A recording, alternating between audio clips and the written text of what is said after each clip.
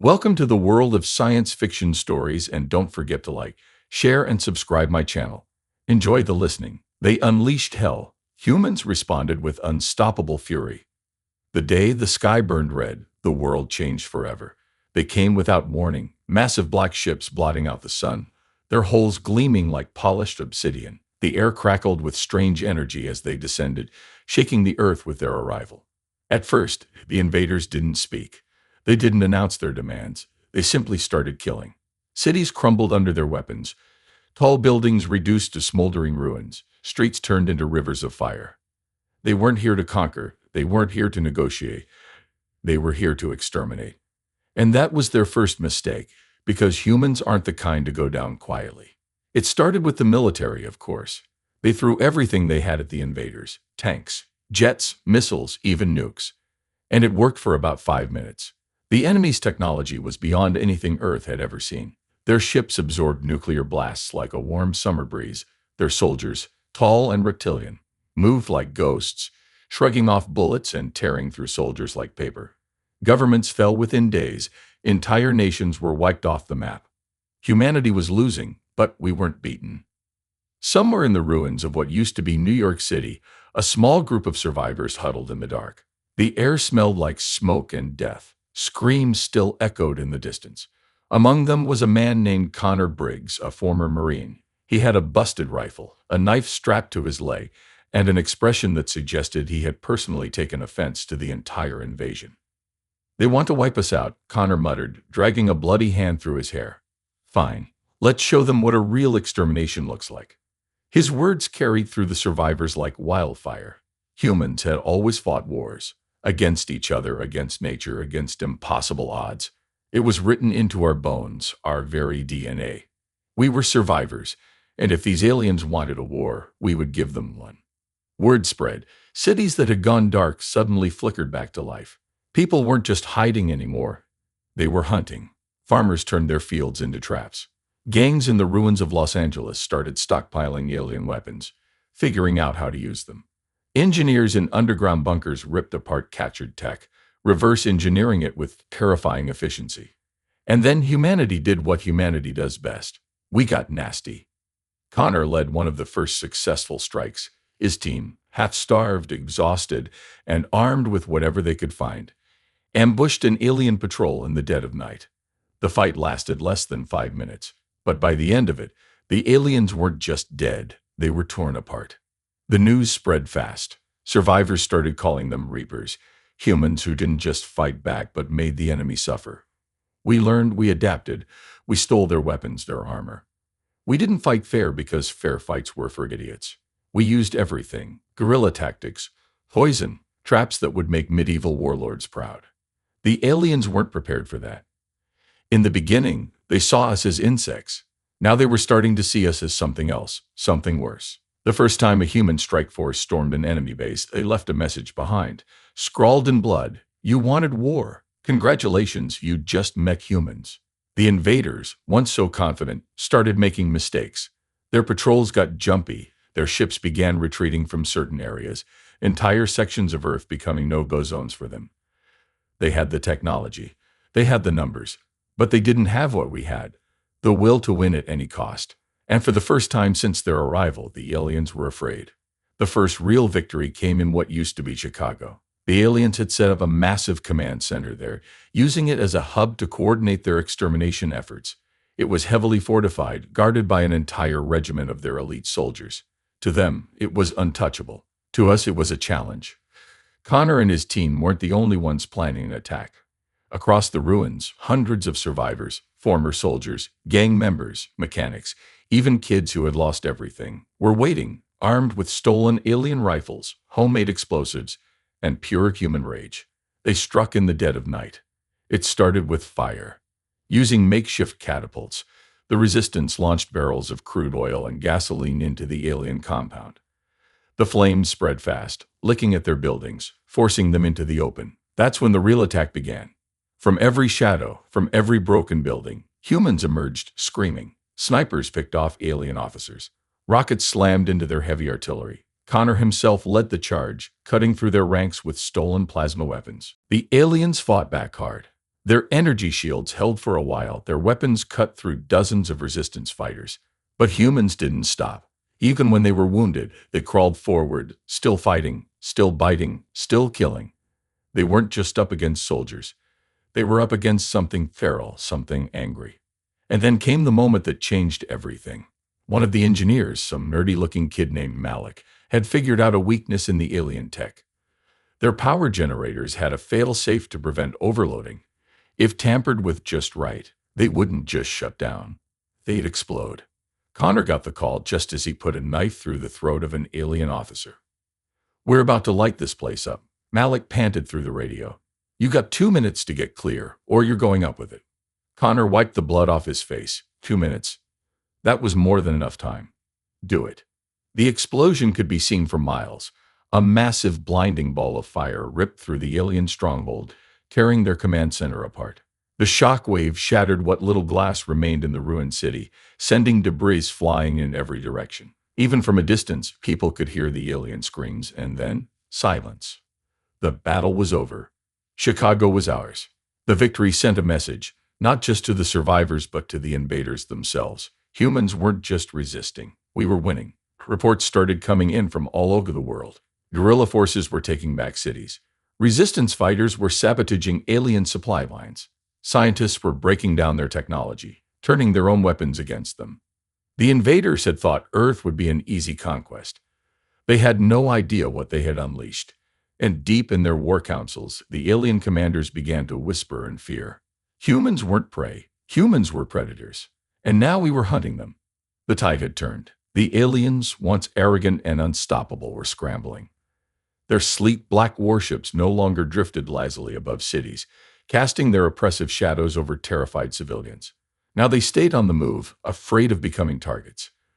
Their ground forces, once marching through human streets like gods of war, were suddenly avoiding urban zones altogether because humans had adapted. Connor and his Reapers weren't just fighting battles anymore. They were waging psychological warfare. They left messages carved into alien armor, smeared in their own blue-black blood. "We see you. Run while you can. This is our planet." It wasn't about just killing them anymore. It was about making them afraid. And it was working. Across the world, resistance cells were popping up like wildfire. In Siberia, nomadic hunters were taking down alien patrols with high-powered rifles, vanishing into the tundra before reinforcements could arrive. In Brazil, entire rainforest villages had gone dark until an alien search party ventured too deep and was never seen again. Even the ruins of Europe, devastated in the first wave, had become a nightmare for the invaders. Humans were no longer fighting for survival. We were fighting for revenge. The first real proof that the aliens were breaking came when one of their warships, previously thought indestructible, was shot down. It happened over the remains of Berlin. A team of resistance fighters, using a hacked alien targeting system, turned their own planetary defense cannons against them. The ship, massive and armored, tried to evade, but the missiles struck true. The explosion was a thing of beauty, flames, debris, and alien bodies raining from the sky. The ship didn't just crash. It sent a message. They could be beaten. They could be killed. Connor and his Reapers were moving through the Appalachian Mountains when the news came in. Their latest raid had been a brutal one. An ambush on an alien supply caravan that had left not a single survivor. The team was resting in an abandoned military bunker when the radio crackled to life. "You hearing this, Briggs?" came a voice from the other end, a resistance leader out of Canada. "They're pulling back. The bastards are actually retreating." Connor sat up, wiping sweat from his face. "What do you mean, retreating?" "I mean they're abandoning whole cities, pulling their troops back to their strongholds. They know they can't hold everything, so they're consolidating, planning something." Connor exhaled. This was big. The aliens had come here with one purpose, to wipe humanity out. The fact that they were retreating meant they had underestimated just how nasty humans could get, but it also meant something else. Cornered animals were the most dangerous. 2 nights later, Connor got his answer. The Reapers were resting in the bunker when the sky turned white. A blast brighter than the sun erupted on the horizon. The ground shook, a deep, unnatural tremor. Every radio within 100 miles crackled to life with a single horrific word: cleansing. The aliens had changed their strategy.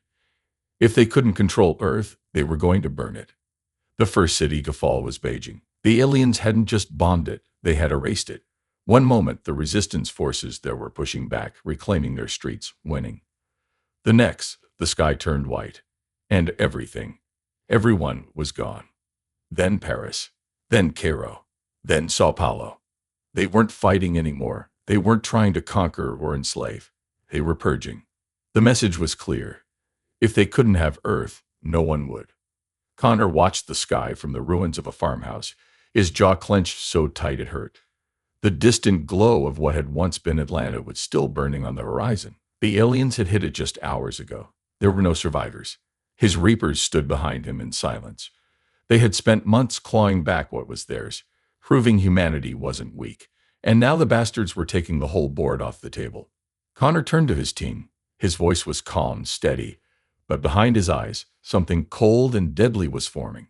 This changes nothing. They stared at him. Someone, a young woman named Riley, let out a bitter laugh. Are you kidding? This changes everything. No, Connor repeated, his voice sharper this time. They want us to panic. They want us to scatter, to beg. But we're not giving them that. We didn't come this far just to let them burn everything down. We're going to hit back, harder, smarter. He turned to Malik, the engineer who had helped take down Chicago. Tell me we got something. Malik swallowed. We do. Sort of. We cracked some of their communications. Whatever this cleansing is, it's coming from orbit. Big as command ships way up high. We can't touch them from the ground. Connor exhaled through his nose. Then we go up. The group fell silent. That wasn't a joke. That wasn't bravado. He meant it.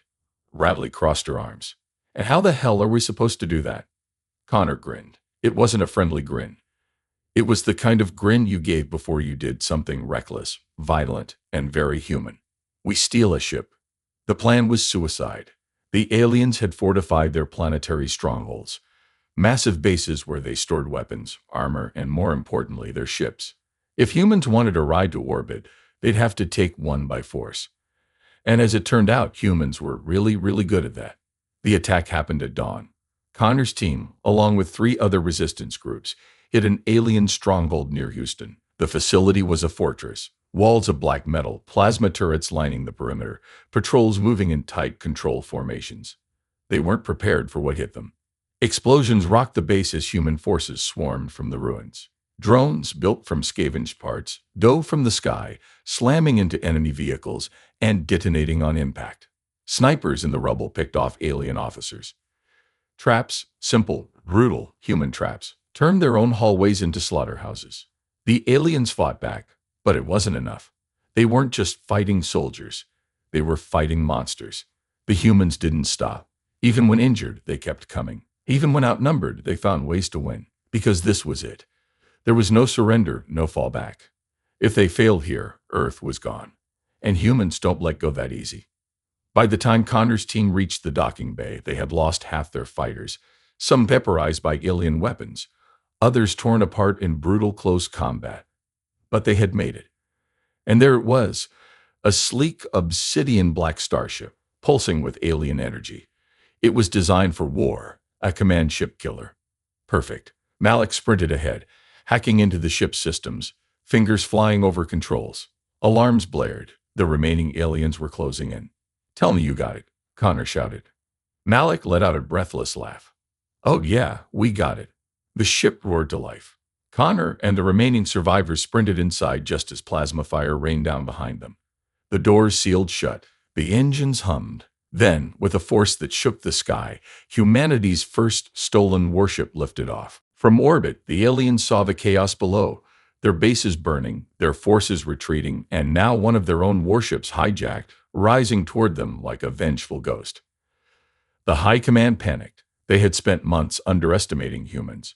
Now they realized the truth. They hadn't unleashed hell on Earth. They had unleashed humans. And we were coming for them. The alien fleet hovered above Earth like a storm of silent death. Their command ships, massive and ancient, had been untouchable for months. From their orbit, they had watched humanity burn, had chosen which cities to erase, had laughed at our resistance. But now something was rising from the surface, something they did not expect. Inside the stolen warship, Connor and his team strapped in as Malik fought with the controls. The alien interface wasn't designed for human hands. But Malik was a genius. Sparks flew as he bypassed security protocols, overriding safeguards, forcing the ship to obey. Riley, checking the stolen weapons, glanced up. How many ships we looking at? Malik's eyes flicked to the scanner. 50, maybe 60. Connor let out a low whistle. Good. I was worried we'd get bored. The others chuckled because fear had left them. They had seen the worst. They had lost their families, their homes, their world. There was nothing left to be afraid of. Only the mission, only revenge. The ship pierced the clouds. Up here, the battle was different, cold, silent. The moment they breached orbit, alarms screamed. The alien fleet had noticed them, and the response was immediate. Missiles, fighters, energy lances. The stolen warship shuddered as explosions bloomed around them. Malik swore, hands flying across controls, dodging just enough to keep them alive. Shields holding, Connor asked, gripping his seat. Malik grinned through the chaos. Not for long. Connor cracked his neck. Then let's not waste time. He turned to the others. We cut the head off. We end this. The command ship loomed ahead, a massive obsidian citadel floating in the void. That was the source of the cleansing, the place where the orders were given. It had to die. The warship's weapons were online. Plasma turrets roared to life, sending streams of deadly blue fire into the alien fleet. Fighters exploded, their sleek bodies torn apart. A capital ship took a direct hit and split in two, its pieces drifting into the darkness. The aliens panicked. They scrambled to understand how one of their own ships had turned against them. The confusion bought time. Malik pushed the engines to maximum. The ship screamed forward, closing the distance. The command ship opened fire. Direct hit. The ship lurched. Metal groaned. Alarms wailed. The interior filled with smoke. We're not going to make it, Malik shouted. Connor unstrapped, stood, grabbed his rifle. His eyes were locked on the view ahead. Yes, we are. The ship crashed straight into the enemy's hangar. The impact threw them all forward. Fires erupted around them. Hull plating buckled. But they were inside the heart of the beast. And they were still alive. Connor was the first out. The moment the doors hissed open, they were in motion. No cover, no retreat, just war. The alien soldiers weren't ready for them.